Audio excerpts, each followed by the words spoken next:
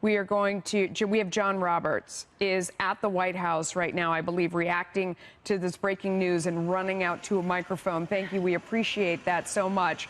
What strikes me here is the wording. I informed John Bolton last night that his services are no longer needed at the White House. That's rough.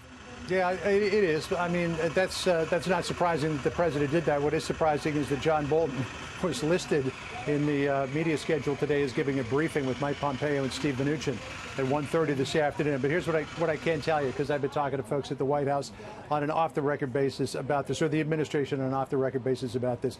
John Bolton was quickly falling into disfavor among some very significant players here at the White House, most recently because of his disagreement with the president over having the Taliban at Camp David, and B, the overall peace plan for Camp David.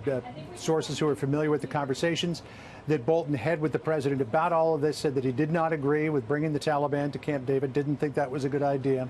Also wanted to see U.S. forces drawn down to 8,600 and then stabilized there, but not go beyond that.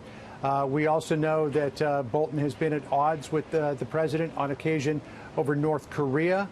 Certainly, Bolton is a hawk on Iran, and he and the president were pretty much aligned on that front. But there were certain areas where Bolton had run afoul of the president in a way that the president eventually became tired of and decided that his services were no longer required. Again, this has been building over the course of several months, but it's just been in recent days that this thing really has taken on a terrific amount of momentum. And the way that people inside the White House, who were in very high positions, were talking about him, you knew that he was likely on his way out the door soon. A little bit of a surprise that it happened this quickly, but not a surprise that the president tweeted that he asked for his resignation last night. John, a quick question. So the president, you know, he likes having people around him who disagree and disagree vigorously. John Bolton has been very outspoken since the time he spent here. For as long as I've known him, he has always spoken his mind very firmly. What changed now? And when you say that I mean, other than him being against the Taliban coming, he's been for and against a lot of things in the past. And you say there are significant people in the White House now who were really unhappy with him. Like who? Can you give us a hint? No, I can't, because these have been all off-the-record conversations, but let's just say it's at the highest levels of the White House. And I think that perhaps the straw that broke the camel's back was this idea that Bolton was opposed to what was going on potentially at Camp David with the Taliban, and people were letting it be known that he was at odds with that. You know, the administration was putting on this face of unity surrounding this idea of going to Camp David.